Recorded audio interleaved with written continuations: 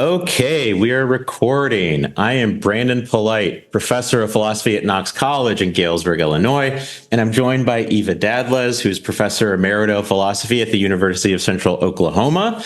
Despite having recently retired, she is still very much writing philosophy, and she's also starting to write science fiction, which is awesome. So, Eva, thank you so much for joining me.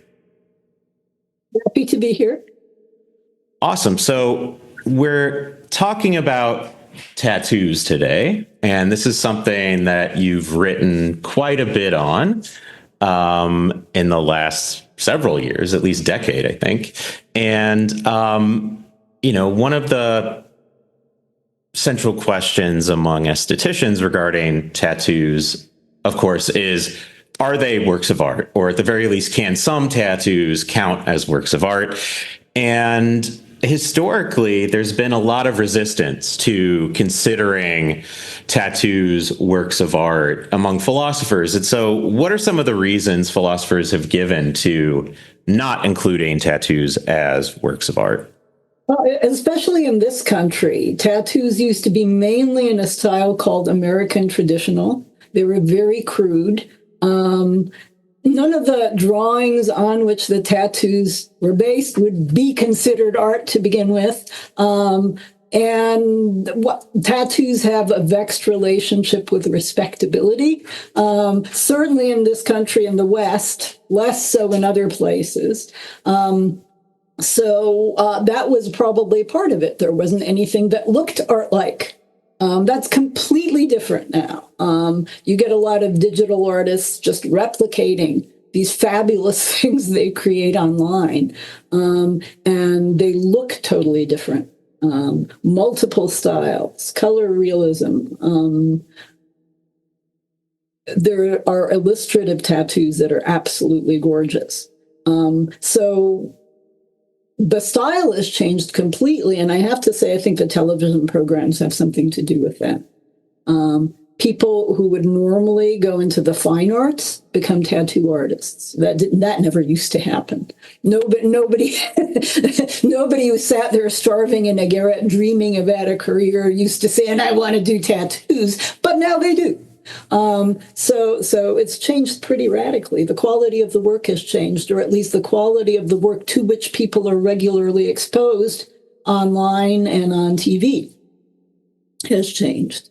Yeah, right. That's interesting. And so, the two of the points you raised there are, one, it's just historically in the US, at least, tattoo designs were not very artistic, right? It's, the heart that says mom, right? Or like the anchor, right? And related to that, it's, this issue of class, right? That tattoos were associated with lower class individuals. And so there's that class/moral distinction, right? That sort of these moral misfits or miscreants were the people in the US getting tattoos. And then there's just been this major culture shift in the last several decades that has led to a reassessment of the ability of some tattoos, at least, to count as works of art. Oh, well, also, and this is the first tattoo I saw done on my husband, I did the drawing. Okay, then people who couldn't draw did tattoos in their basements. What they would do, I wasn't prepared for this and I was horrified, is they would slam the drawing on a window, trace it badly, leaving out all the detail. And then they would draw it even more badly on the person's forearm. So you could not see, you couldn't see a resemblance to the original. So people would do tattoos because it got them a little money, not because they could draw, not because they wanted to create art. They did think tattoos were cool, but it's completely different now. The attitude toward it has changed. The basement and tracing thing has changed. And people who do tattoos can very often draw, although the digital artists sometimes can't, right? They just replicate, but their art is in the arrangement of parts. Yeah. Right. And so there are two distinct ways then, as you're describing, of tattoo artists making the art, right? It's one, it's just being someone who's good at drawing, right? And so they have artistic background in that art form. And then the other is the digital artists, right? Yeah. And so they're creating digital art that they're then transferring on to the body, right? And I do feel like historically a lot of the resistance to considering tattoos art is precisely the fact that they end up on the human body, right? And I mean, Kant in, the Third Critique, very negative toward tattoos precisely because of, the fact that they are, etched, as it were, into human flesh. And there's something about, there's this moral dimension that he found distasteful, but, that's Kant for you. Yeah, I'm not a Kant person, I'm a Hume person, but there's two Kant stories we could talk about. Kant story number one is you're using, your forearm as you can't see it, doesn't matter. You're using your forearm as a for a fox depicting end. You're allowing yourself to be used as a means to an end, and that's inappropriate. And I actually met a Kant guy who saw my tattoo and told me it was immoral. And we ended up having a long, long argument at the Rocky Mountain Ethics Congress about it. But I think when Kant is actually talking about the Maori tattoos, he's talking about free and adherent beauties. And so the idea seems to be that the tattoo takes away from this conception of perfection of the human body, that it mars it somehow.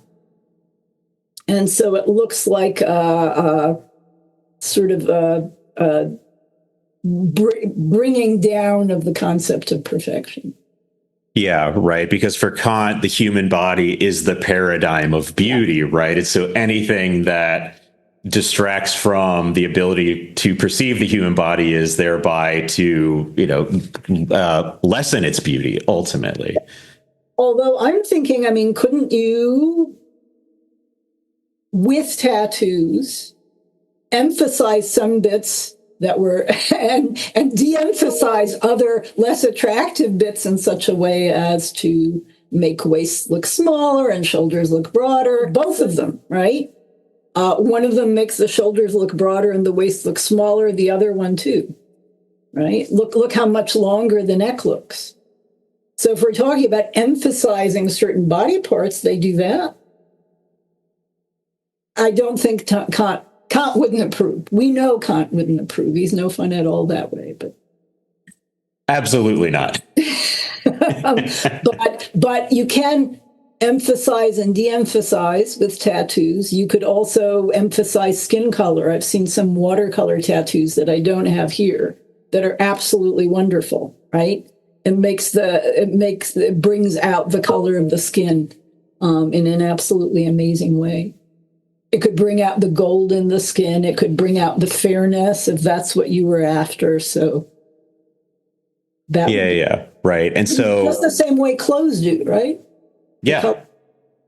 They can emphasize or de-emphasize various parts of the human form to, potentially enhance beauty, or, if that's not what you're going for, then to hide beauty or something along those lines. And, that first argument of, these individuals using their bodies as a means to, depicting these, graphic things, right? Graphic in the sense of design,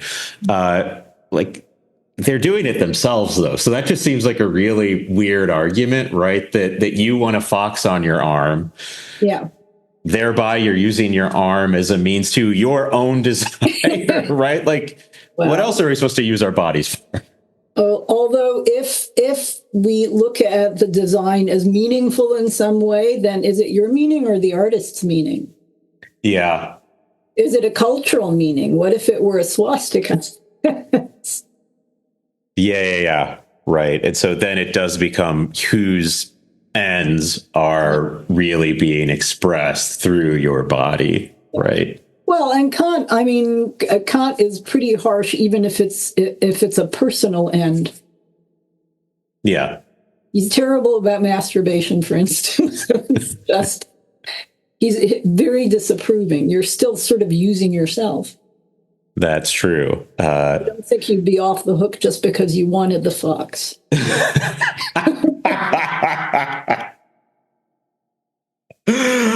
Okay, cool. So let's stop talking about Kant for a minute because, he has some idiosyncratic and outdated views, let's say, about tattooing as an art form. And as you pointed out, the art form has changed pretty radically in the past several decades.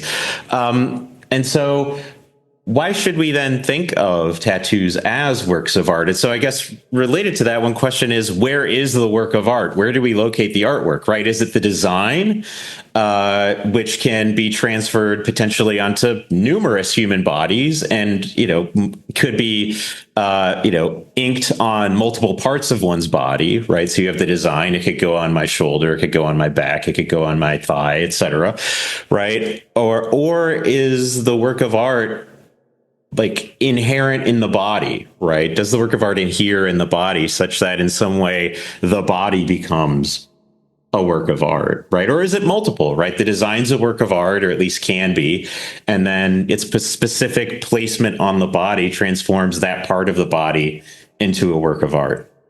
Laura Sizer and I were writing about this, and we don't agree on everything, but we sort of came to a consensus that the design might be art, right? It might be an absolutely wonderful drawing or a piece of digital art or something like that, but it's not tattoo art unless it's on a living body. And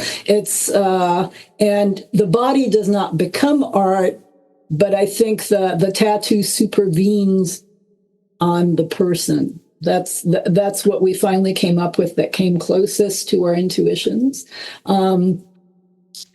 Everything that a body does, every movement affects, just the visual appearance of the tattoo.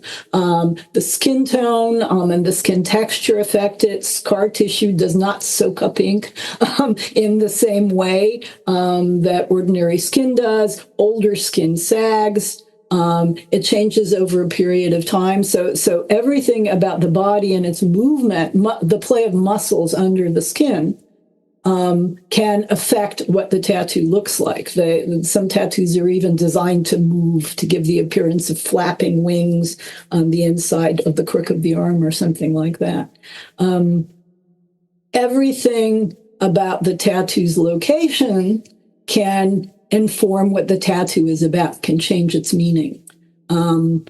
So my best example of this, and you do have a link, is a double mastectomy tattoo, where what happened is the woman, over the course of, I think, 2 years, had this gorgeous sort of plants, animals, verdure tattooed on her chest every Sunday for years.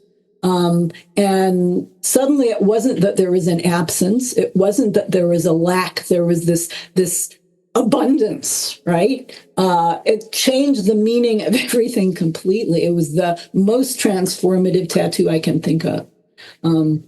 Just in terms of how it looked. I mean, she started out as being a patient, as someone who was suffering, as someone who had suffered a loss, and she turned herself into Galadriel somehow.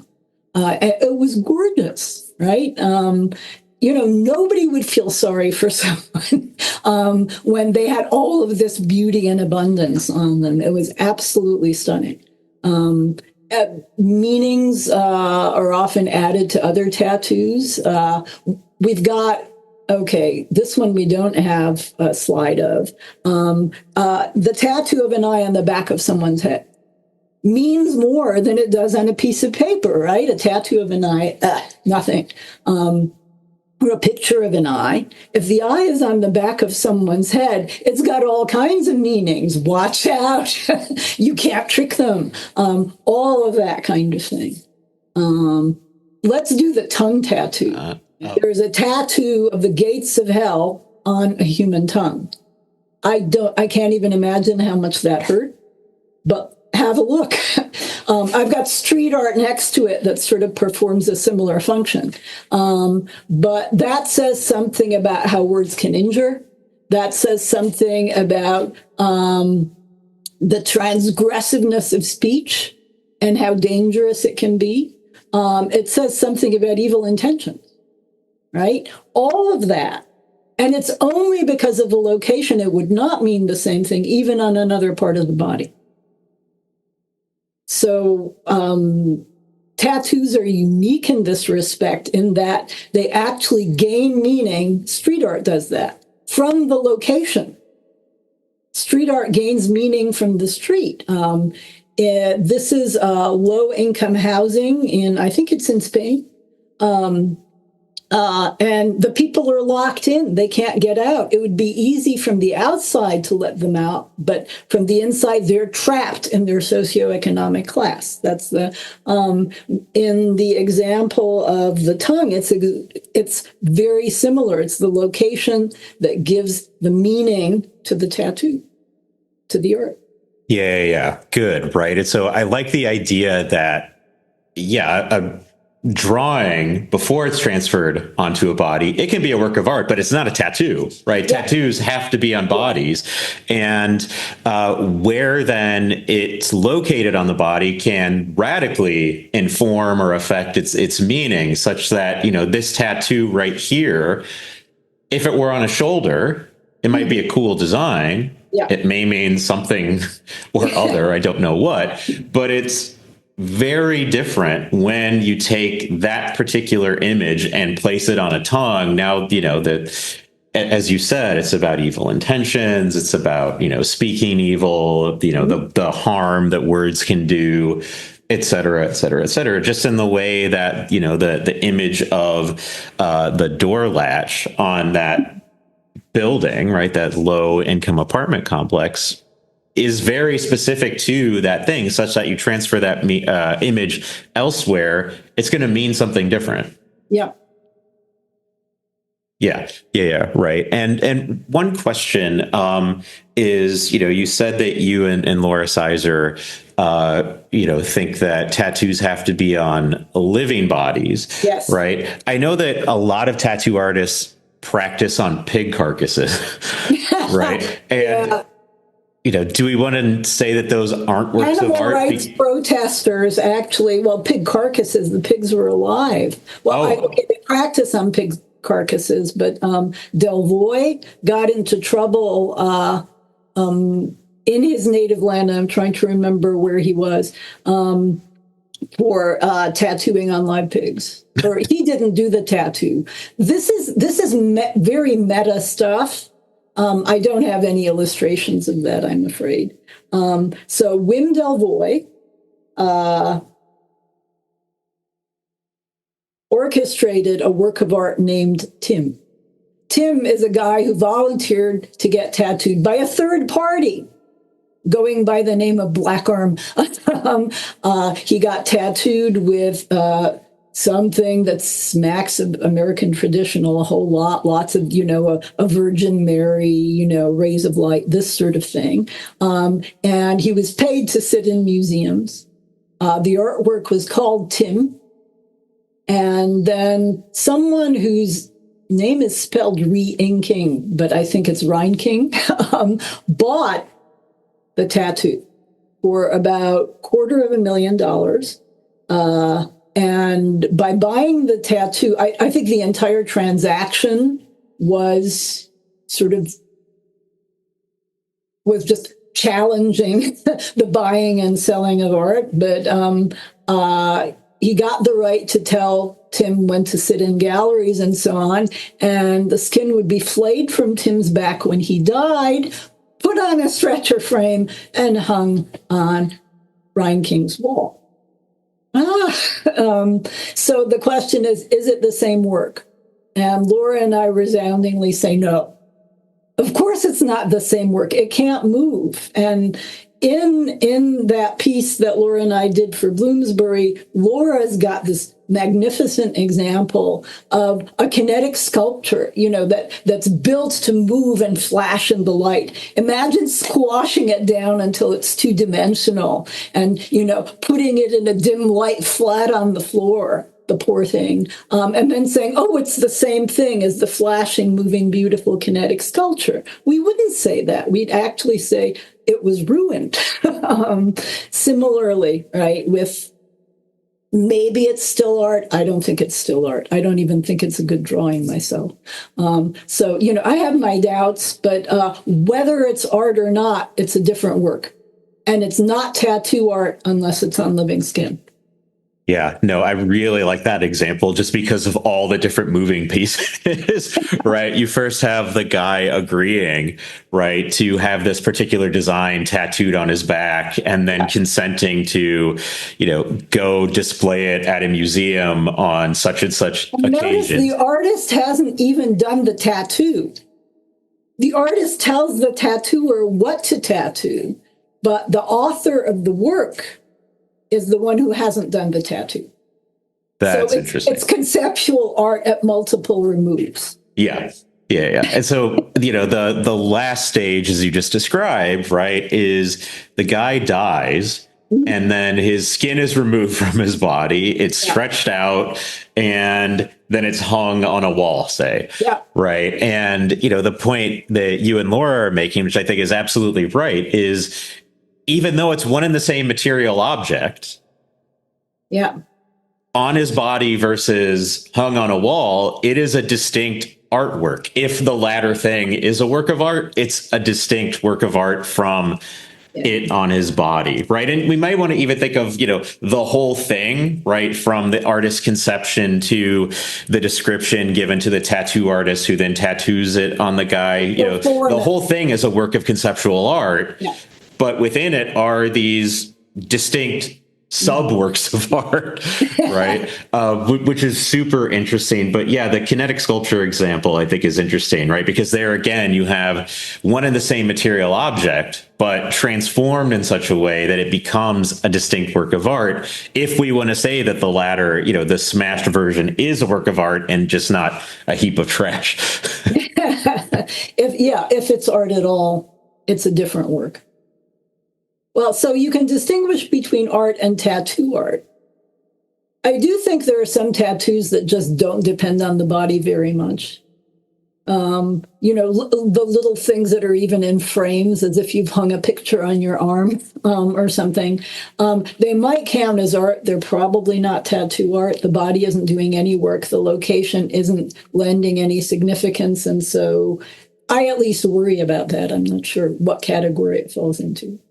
Yeah, right. So that really emphasizes the parallel to street art, right? Where, in some way, the specific aspects of the street have to be incorporated for it to count as street art, other than just a design placed on a wall. Yeah, so think about how people contribute to the landscape by drawing chasms on the sidewalk. And I think there's a slide of that. And then you get biomech. There are chasms in the human skin. Let's say there's a chasm in the chest, and then there's machinery instead of a human heart. Yeah. So people actually look, he's actually, the guy on the bike on the right is riding over a board as if it were really a board. People sometimes walk across those drawings and sometimes they can't bring themselves to. The bicyclist couldn't. And then if you go on to the next one, I think, yep, there we go. Chasms in the human skin. Yeah. Where, suddenly you're robotic and strong. I mean, I'm thinking Terminator and things like that. But if you, for instance, have a machine instead of a human heart, boy, that says something about the meaning that you're intending to convey.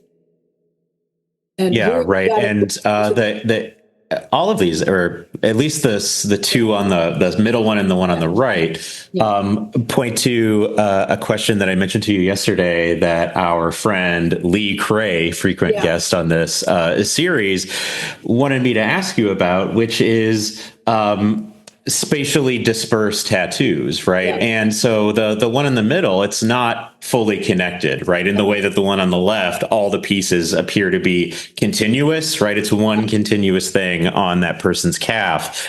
Whereas the hand tattoo, it exists, distributed across, spatially distributed across the hand. You can imagine potentially on the other side of the hand, there's a continuation of it. And so there's a question then of, is this a single tattoo or is this multiple tattoos doing this conceptual work, signifying something? And I think, it seems straightforward to me, at least, that despite the fact that, the tattoo on the hand is, not fully continuous in the way that the tattoo on the calf is, that it is a single tattoo. Yep. Yes, absolutely. Well, because it's and because the conceptual connections are obvious, but I mean, it's pretty close to visually connected. It's very obviously the machine breaking out of the skin.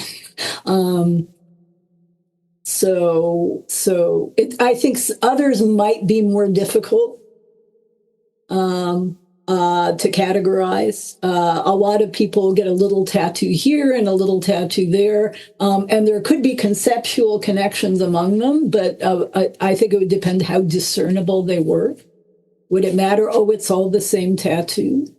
I know that tattoos grow in very disturbing and odd ways, where you start out with a forearm and it turns into a sleeve, and tendrils of a plant move across your shoulder, and suddenly the more tattoos you get, the fewer you have. It all becomes one big one. Those are spatial connections. And you were thinking about the dispersed ones. Yeah, but I mean, I think that works, right? When you have, multiple tattoos that are then connected, as you were just describing, right? Like in that case, the more tattooing that's happening, the fewer tattoos you have, because they become one continuous work of art. Yeah. Regular art doesn't work that way either. Here's another difference between tattoo art and other forms. Street art might work that way a little bit. You could see street art being added onto and expanded.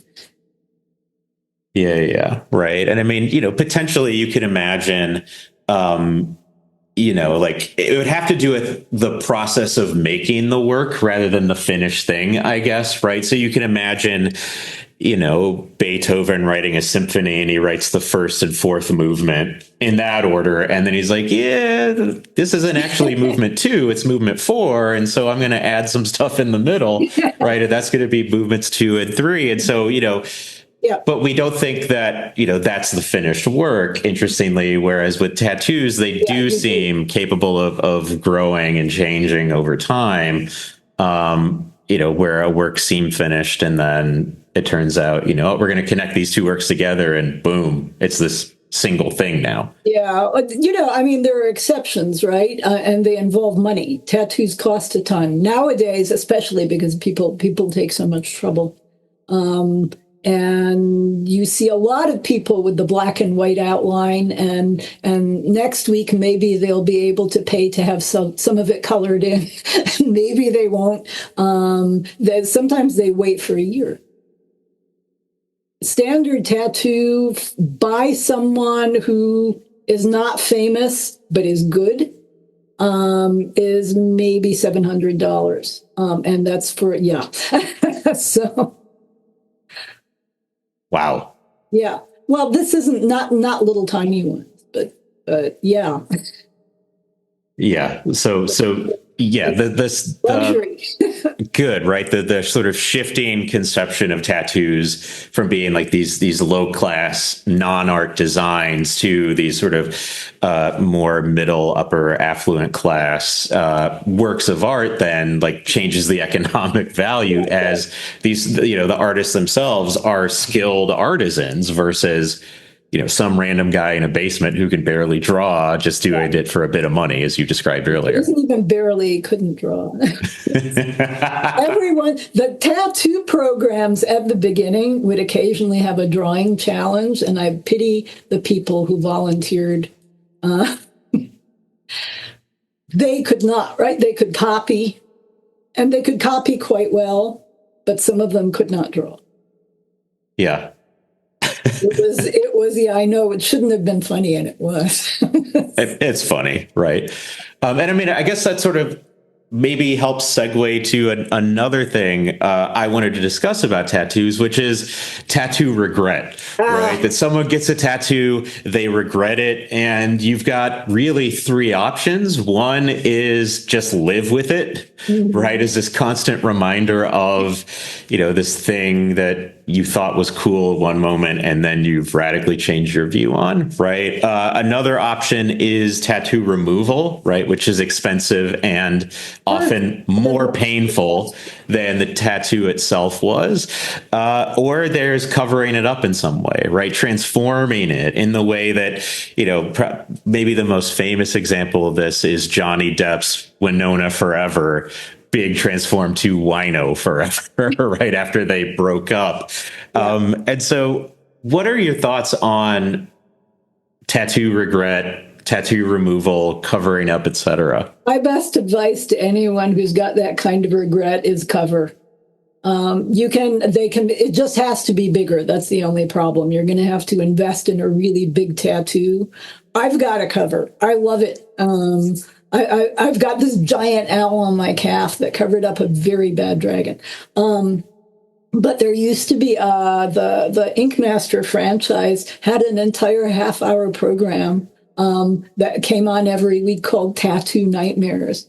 They would have dramatic reenactments of the moment of drunken idiocy when the person got the tattoo that they absolutely hate. And these were nightmares. They were ugly. They were terrible. They were done by incompetent people. And none of them were, I think, white supremacist stuff, although I imagine lots of people do that.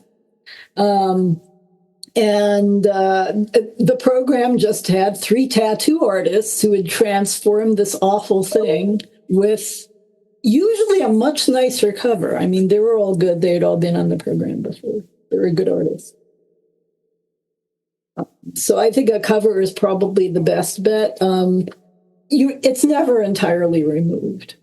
Right? It's just easier to pick something if you're someone who got a tattoo in the first place and it isn't just trying to look respectable, then it's just better to get the cover. Yeah, right. And you mentioned, covering up swastikas, right? That there are ways of doing that cover it up in a sense, but it's like, oh, you just covered up a swastika. Well, okay, but that's an incompetent cover piece. Yeah. Right? It ought to disappear. Yeah. Right. Good. And I think, related to this, right, that there's, speaking of swastikas, right, it's swastika tattoos, right? Tattoos have other functions besides being works of art or being aesthetically pleasing, right? They have this personal value. It can commemorate particular events in one's life. It can have political value in terms of expressing one's political affiliation. Swastika designs are very clear examples of this. It often seems like the political tattoos are far more often right-wing than they are, leftist. And so, let's get into some of those other functions. And so I have seen a tattoo of Bernie Sanders with the mittens. The second he was on TV at Biden's inauguration, someone got a tattoo, and it actually was a good one. Bernie and the mittens on someone's calf. The other stuff, what I want to do is not let people off the hook. There's a collaboration that's involved between the person who has the tattoo and the tattoo artist. And if it's something like a swastika, the example that I used when I was writing about this was the QAnon shaman at the January 6th event. He has event. He has at the insurrection. He has a Valknut over his heart.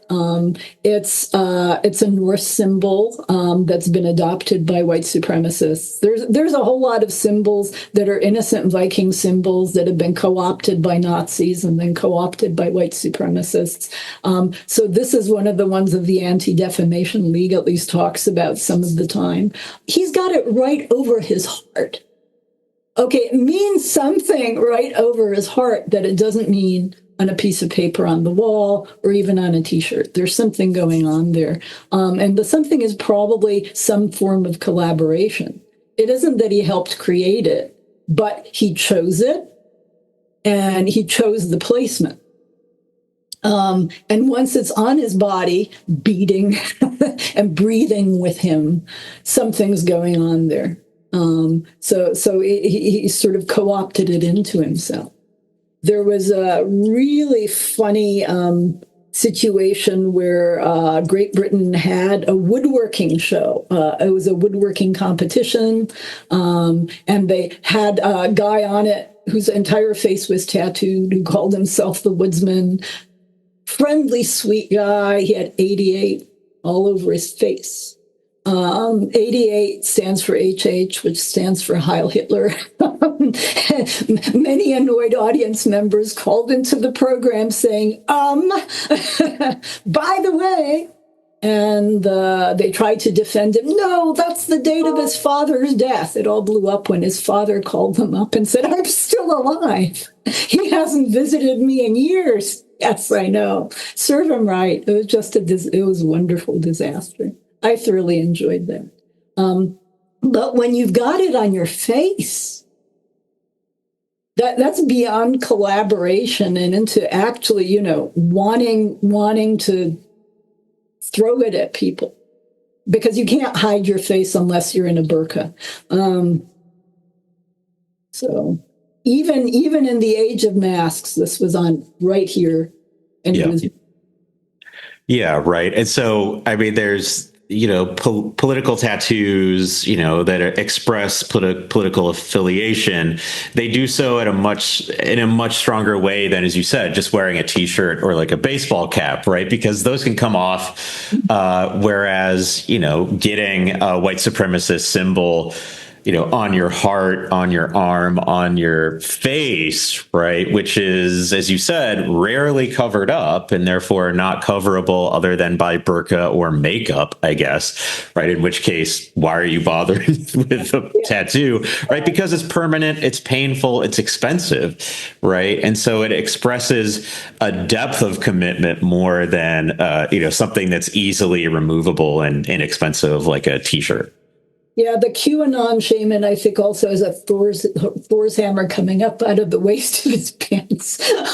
So yes, yeah, flagrant compensation. Good. You took the words right out of my mouth. I was like, dude, you're compensating for something. But it does mean something on his body that it would never mean on a piece of paper. There is collaboration. So. Yeah. Right. And you sort of feel bad for like the poor Marvel fans who like get Thor's hammer tattooed on their body, and then it's being co-opted to this, symbol of white supremacist hate. Somebody's got a theory about that, and I'm trying to remember her name. She wrote a book about the use of Viking symbols, and her theory is, look, Jesus isn't white enough. He's just not white enough. You need to go for Vikings. And that's part of the appeal. Oy. I know, oy, indeed. But she had a fairly convincing account. She said there's a bunch of pagans, for instance, who are going for the Viking thing, and her interpretation is, yeah, that's why they moved on from Christianity.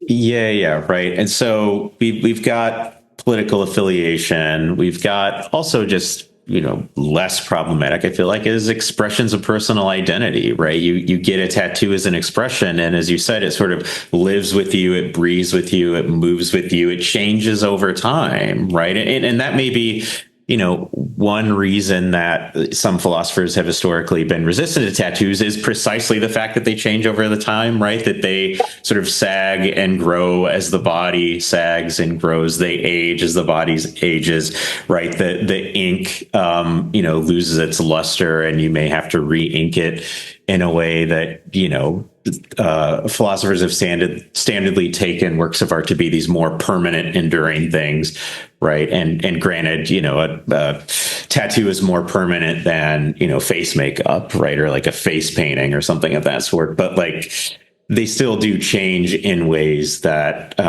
in some sense, are foreseeable, but maybe less foreseeable than, I guess, a painting or sculpture. Well, so maybe that's why they're so comparable to street art. Although I'm going to say, nobody, if you think about the tattoo competitions, one of the things that people get bounced out on is if they haven't packed in the color properly because you want it to last, right? it's starting to sag and starting to fade is undesirable. They want to keep the color, they want to keep the intensity. One of the odd things about the competition actually is the fact that it's they always give precedence to the people who, even if they can't draw, I don't agree, but they very often give precedence to people who pack the color in and who can make a design that is absolutely solid and vivid and will last. And then it isn't that the artistry becomes secondary exactly. You ought to be able to do both, but that becomes extremely important. Because of the flaws of tattoos and the nasty way they look when they fade. Yeah, that's to get them redone, by the way. If your skin's once been tattooed and the needle goes in again, awful. It hurts a lot. Okay. It hurts more than the original. Yeah. Oh, yeah. Okay. Yeah, and I think, I don't have tattoos, and I think the main reason is precisely like, I don't want to deal with the pain. I'm a wimp. Pinch the part of your body you're thinking about. Depends how the nerves are arranged. No, seriously, if it doesn't hurt that much. I have one that's tiny. Wait. Yeah. Okay, that didn't hurt at all. And it took 3 hours or something, so didn't hurt. Well, 2 hours. So because it's a nice neutral spot on me. Just pinch yourself a little bit and figure out where it's not going to hurt. So some people get into the pain. I am not one of them. I think they are nuts, but they do this, blood and transfiguration, and I think they believe more about identity than I do with respect to tattoos, and so they describe themselves as being in the zone, and Sherry Irvin has got something really good about how stretching exercises before you run start out hurting, and you just do them and approve of them because they're part of a good end, and you end up kind of getting into it, and it starts feeling sort of good. That might apply to the people who are getting the tattoos. You're not just doing it for the, gorgeous illustrative end. You're actually sort of getting into it. I hate pain. I'm utilitarian friendly that way. No, I can't do it, but I've seen people to do it, I don't know why. I think they're masochists.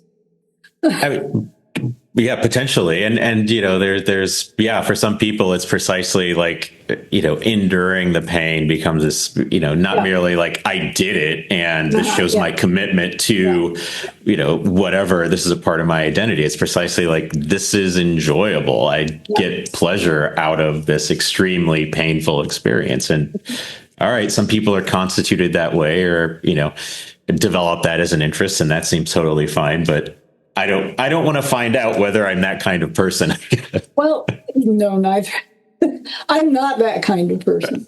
Who is it? Ira Newman and Rachel Falkenstern both made I think the best arguments about alterations in somatic identity, about tattoos. But that's the same as, becoming really orthorexic or getting plastic surgery. Or something like that. But the idea is we're sort of stuck with the configurations we've been dealt. And just being able to push against that, just being able to move against it gives you a kind of control that's really interesting. And that seems to be identity related in a fundamental way. That's the only argument that I heard that I thought, okay, there is something to this. Yeah, that's super interesting, right? And it relates to something we talked about earlier, although I don't know how clearly I articulated. And I think something you were saying just now sort of helped, make it clear to me is, there's a distinction between conceiving one's body as a canvas, Yeah. right? Where works of art exist on it, right? So like my body's this canvas or my body's like this gallery space with multiple canvases on it versus conceiving your body as a work of art, right? And, the large scale, like full body tattoos, right? Or, the full leg, full arm, full I torso. still don't think your body is a work of art. I think that the art supervenes on your body. But I'm not. The body is still your body. Think about the street. The street doesn't get converted into art just because somebody's painted a chasm on it, right? It needs to be the street for the chasm to work. Yeah. So the street doesn't become art, but it licenses art in a fundamental way. Yeah. And so what about then as you were talking about, like the extreme cases of plastic surgery and people who just keep getting plastic surgery and are transforming the body? Well, I'm thinking about the transgressives, right? The people who sharpen their teeth and fork their tongue. And there are, by the way, eyeball tattoos that are really horrible, where they dye them black. Oh, yeah. Don't do this, boys and girls. Do not. It's very bad for your eyes. But you don't want to be a member of the race. You want to be an outlier. I mean, it's an emphasis of outlier status. But I still don't think that makes the body art. I think it's something close to that. There's an intermediate stage. You can just, the body's still the body. The art supervenes on the body. Yeah. That's interesting, right? And so, the point you made too is like, these relatively extreme cases, right? They are about sort of control. And, as you said, we're sort of dealt the hand we're dealt when we're born. And, we can go to extremes to transform ourselves in the way that, like bodybuilders do. And we're spitting in the eye of biological determinism. Exactly. Not 100-pound weakling. I'll show you. And, the extremes people could go, not just in terms of plastic surgery, but in terms of like, human growth hormones and steroids, which are, harmful in the way that, you're pointing out that, eye tattoos are harmful for the eye. And yet there's something appealing about that to certain individuals, right? Just demonstrating mastery over themselves. Yeah. And I think that's the best argument for identity involvement. Yeah. But that's somatic identity. Any other final thoughts, let's say, about tattoos? And in addition to doing some, discussing some really good philosophy, you've given us a lot of practical advice, right? Don't remove a tattoo, cover it up, pinch yourself, find the places that don't hurt so much and do that. But any final thoughts on tattoos that you want to leave the listener/viewer with? Let's just for a second talk about the tattoo programs, the competitions. Oh, yeah. If you look at the very last season of Ink Master, you'll see what it's come to. Some of the art in that was wonderful. Or the season of Ink Master that where they ended up doing the last of it on Zoom because of COVID. Those are really good works. Those are really good. The entire, I don't know, but the mood of the industry has changed completely. Go back 12 years when the show started, testosterone poisoning. No one would admit anyone else's work was good. Every one of mine is great. Yours sucks. Look at that. It was, mine is bigger. Over and over and over again. And right around season 8, there were 3 women who were really good artists, and they transformed the program. Suddenly people started acknowledging some other people's artistry. It was amazing. You should have seen the hatred in the community, though. There's trolls everywhere. But oh, I'm sure. Yeah. But it was interesting. So it used to be a 90% masculine domain. It used to be, sort of tough guy. My stuff is better, and it just became something else. It sort of joined, well, as sort of an outlier of the art community, and it had never been there before. What do you think accounts for that shift? Is it just the inclusion of those particular women, or do you think there's something that was just the program? Yeah. No, I think it's technical innovations. The fact that you can now do digital art, the fact that you can do a stencil that will transfer much more information, and it's not just tracing up against a window and then smacking it on someone's arm. And